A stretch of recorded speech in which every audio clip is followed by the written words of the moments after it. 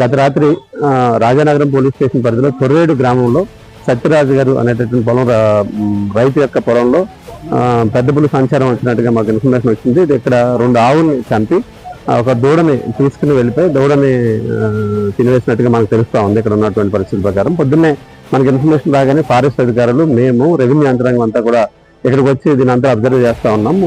ప్రజలందరినీ కూడా అప్రమత్తం చేస్తాం. చుట్టుపక్కల ఉన్నటువంటి ప్రజలంతా కూడా అది మేము వర్క్ చేస్తున్న క్రమంలో 3-4 అవర్స్లో ఇప్పుడు మనకి పులి సైట్ అవ్వడం కూడా జరిగింది. మనకి దీని మీద ఫారెస్ట్ యంత్రాంగం దాన్ని దారి మళ్లించి దానికి సరైనటువంటి మార్గంలో ఫారెస్ట్లోకి వెళ్లే విధంగా వాళ్ళు చర్యలు చేపడుతూ ఉన్నారు.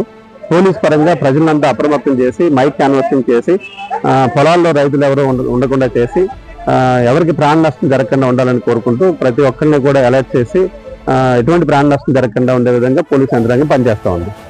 జనాలు ఎలా జాగ్రత్త? ఇళ్లలో బయటకు రాకూడదు, నైట్ మూవ్మెంట్ చేయకూడదు. పెద్దపులి ఇదంతా కూడా నైట్ మూవ్మెంట్ దీనికి ఎక్కువ ఉంటుంది కాబట్టి నైట్ పొలాల్లో మూవ్మెంట్ చేయకూడదు. ఎవరైనా ఉన్నా బయటకు ఏదైనా పని మీద వచ్చినా సింగిల్ గా రాకూడదు.